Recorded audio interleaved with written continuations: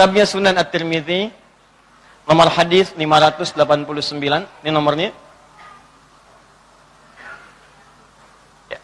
Saya tuliskan dulu referensinya, nanti kalau ada yang tanya, Anda bisa jawab. Kemudian yang kedua, kita bisa nyaman dalam beribadah karena punya landasan dalil dan argumentasi. Haddatsana qala Rasulullah sallallahu alaihi wasallam, dari Anas bin Malik, semoga Allah meridai kepada beliau menyampaikan Rasulullah sallallahu alaihi wasallam pernah bersabda, perhatikan kalimatnya, man shallal ghadata fi jama'atin.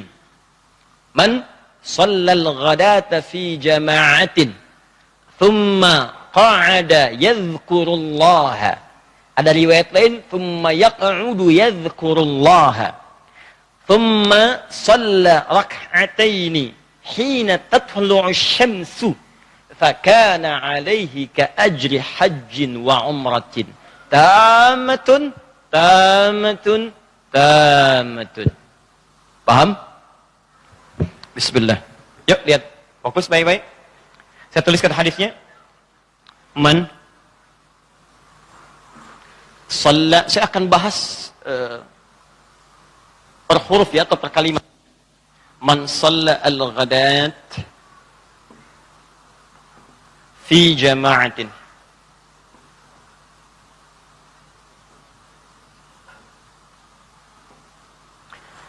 Man shalla al-ghadata fi jama'atin thumma,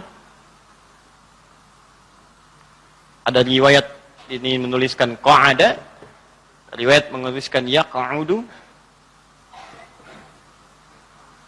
yadhkurullaha, yadhkurullaha, thumma shalla atau yusalli rak'atain, shalla rak'ataini. Saya sengaja tuliskan supaya nanti kita jelaskan akan lebih sempurna pemahamannya dibanding saya jelaskan secara umum saja, ya. Hina tatlu'u syamsu. Di riwayat lain fi bidayatid duha. Hina tatlu'u syamsu.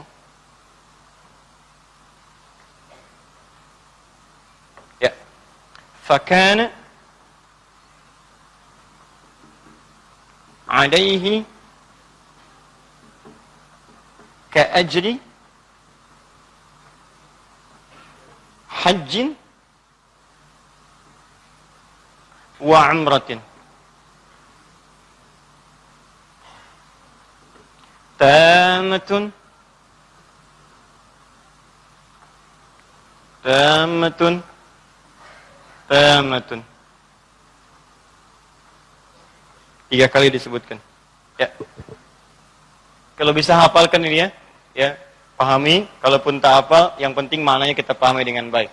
Ya, paling gampang hafalkan akhirnya, tamat, tamat, tamat, gitu ya. Ya, bismillah. Ya, kita lihat pelan-pelan. Bagi Anda yang tersambung, bisa dimanapun Anda berada, insya Allah Anda bisa tangkap secara langsung, screenshot dari hadisnya, kita pelajari dengan baik, insya Allah. Yuk, kita mulai pelan-pelan ya. Fokus ini. Man shallal ghadat. Man. Yang ini itu sering diartikan barang siapa atau siapapun. Dalam gramatikal bahasa Arab di ilmu nahwu, man itu disebut ismun mausul. Ya, yadullu 'alal fardiyah. Huruf yang menunjuk kadang ke subjek atau objek, tapi menunjuk secara personal ke setiap orang. Jadi bisa berlaku untuk laki-laki misalnya, untuk perempuan, mau besar, mau kecil, mau tua, mau muda, yang menunjuk kepada personalnya. Jadi setiap orangnya, nggak bisa diwakili oleh orang yang lain. Ya, jadi ada yang menunjuk kepada setiap orangnya, ada yang menunjuk ke banyak orang. Kalau nunjuknya banyak orang, semua misalnya, dicakup oleh keseluruhan, maka itu disebut dengan bahasa Arabnya alladzina namanya. Alladzina. Jadi kalau sudah alladzina, itu sudah nggak bicara laki-laki, perempuan, tua, muda, semua. Dimasukin semuanya ke situ. Dicakup keseluruhannya. Makanya banyak ayat Quran ketika memanggil kita untuk melakukan sesuatu, menggunakan kata alladzina. Ya ayyuhalladzina amanu, ya ayyuhalladzina amanu. Itu panggilan semua bagi yang punya iman. Dimasukkan keseluruhannya ke situ. Ya, jadi semuanya masuk dalam konteks itu. Disebutkan 1080 kali dalam Al-Quran. Alladzina. Tapi kalau sudah man, maka ini sifatnya personal. Setiap orangnya. Jadi seakan-akan Nabi menawarkan, nih bagi siapapun.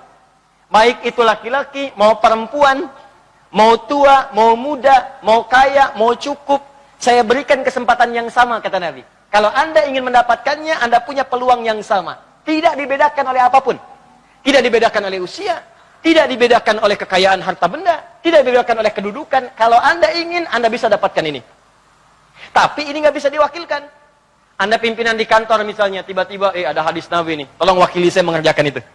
Ya, nggak bisa. Yang mengerjakan itu yang dapat. Kalau nggak kerjakan, walaupun status Anda tinggi dalam kehidupan sosial, maka Anda tidak mendapatkan apa yang disampaikan ini. Jelas? Nah, jadi tawarannya, ini berlaku bagi siapapun yang merasa imannya kuat, menengah ataupun lemah, punya peluang yang sama dengan yang lainnya. Apa tawarannya? Kata Nabi, siapapun, laki-laki, perempuan, tua, muda, besar, kecil, dan lain sifat lainnya, shallal ghadata, siapa yang menunaikan salat subuh. Subuh punya 3 nama. Satu, jelaskan ya. Anda jarang mendapatkan keterangan ini, hati-hati. Karena Anda harus cari beberapa kitab untuk menyempurnakannya. Subuh punya setidaknya 3 nama. Satu, disebut dengan subuh.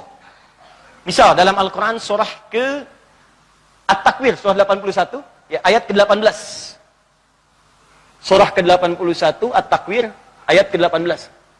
Di situ ada kalimat subuh. Was-subhi idza tanaffas. Ya, ada ya? Yang kedua disebut dengan fajar. Fajar. Ada Quran surah Al-Fajr, surah ke-89. Wal fajri walayalin asyr. Tentang salat subuhnya di Quran surah 17 ayat ke-78, paling kiri sebelah atas. Quran surah 17 ayat 78. Aqimis salata liduluki syamsi ila ghasaqil laili wa qur'an fajr. Inna Qur'an al-fajri kana mashhuda. Kata Allah, tunaikan salat dari sejak matahari tergelincir siang, zuhur sampai ke malam, zuhur, asar, maghrib, isya. Khususnya subuh, kata Allah.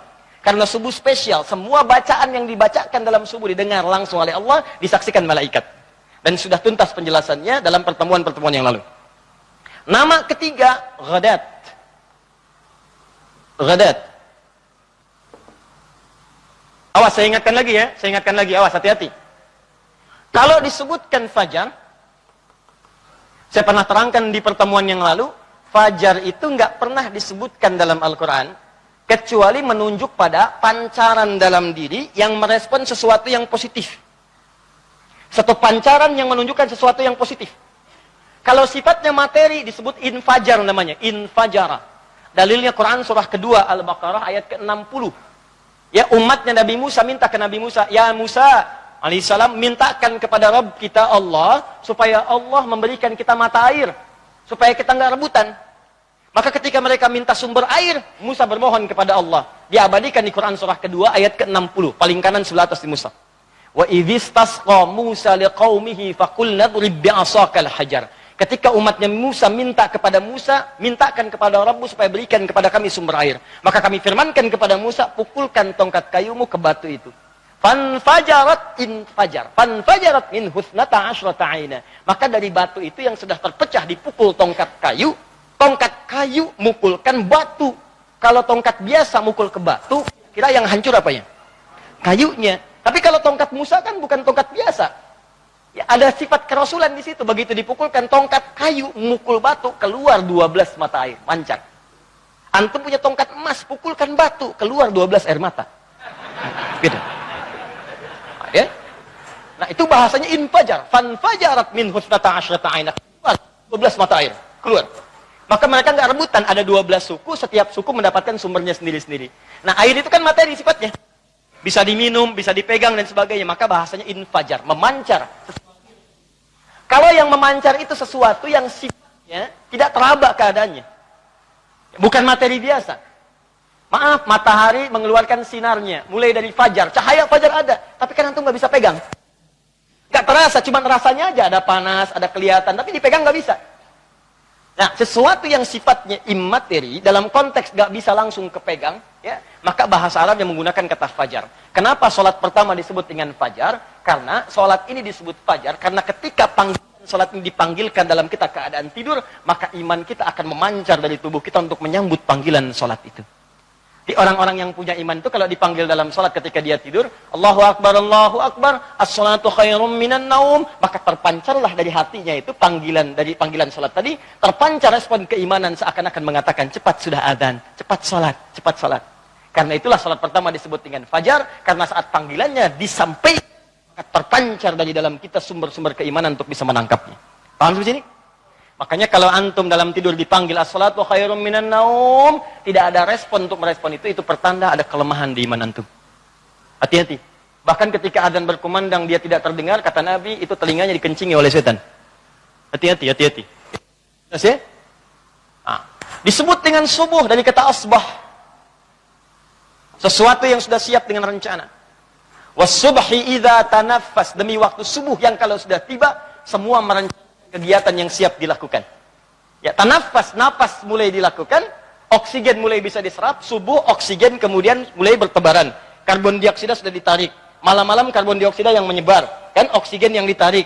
Begitu subuh sudah mulai muncul, kata Allah, berdasarkan nafas yang antum siapkan untuk menghirup udara di waktu itu, maka siapkan aktivitas antum di waktu itu.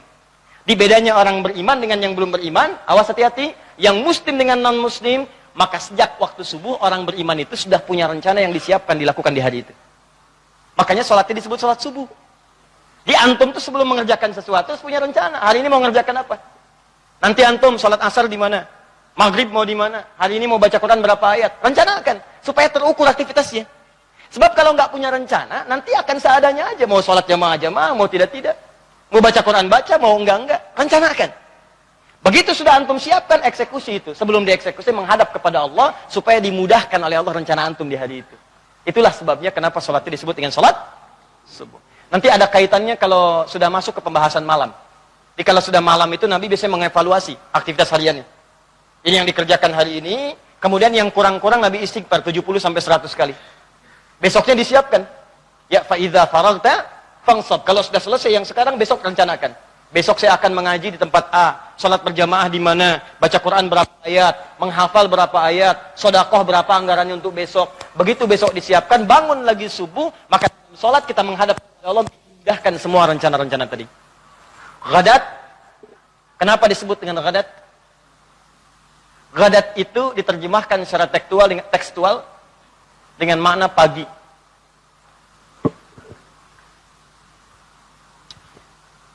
Tapi asal katanya, kata ghadat ini, dia punya kemiripan dengan kata ghada, yang berarti sesuatu yang punya banyak manfaat dan energi. Makanya orang kalau makan siang, orang Arab menyebutnya dengan ghada, taghadda. Ketika Anda makan dari capek-capeknya itu, kemudian Anda makan siang, bukankah energinya bertambah? Bukankah lebih kuat lagi? Maka sholat ini kenapa disebut dengan sholat ghadat? Karena sholat subuh itu banyak hadis menyebutkan ini sumber-sumber energi positif dalam sholat subuh. Keluar dari rumah berangkat ke masjid dalam subuh membuat tubuh Anda lebih sehat. Energi terkumpul lagi. Spiritual Anda lebih kuat. Makanya Nabi mengatakan orang yang menunaikan sholat subuh tepat pada waktunya, maka dia berpeluang mendapatkan keberkahan lebih daripada yang lainnya. Ya. Al-barakatu fi bukuriha. Banyak keberkahan pada awal waktunya. Maka teman-teman sekalian, kata dalam hadis ini, Nabi memperkenalkan nama yang ketiga. Tidak menyebutkan man sholat subha, tidak menyebutkan man sholal fajra, tapi menyebutkan man sholal ghadat. Karena kata subuh sudah diterangkan dalam Al-Quran, kata fajar sudah ada dalam Al-Quran, maka kata ghadat disebutkan oleh Nabi SAW. Seakan-akan ingin mengatakan, hei, ayo cepat berangkat subuh, jangan terlambat, tunaikan di masjid, kerjakan berjamaah. Karena ketika Anda mengerjakan sholat di awal waktu, akan Anda dapatkan energi-energi positif dan waktu-waktu yang lainnya. Itu maksudnya. Jelas ya? Kalau nggak percaya, rencanakan besok subuh, antum akan subuhan di mana? Kalau bisa keluar jamaah di masjid. Antum akan temukan, akan ada sesuatu yang beda dengan hari-hari sebelumnya. Pasti akan lain.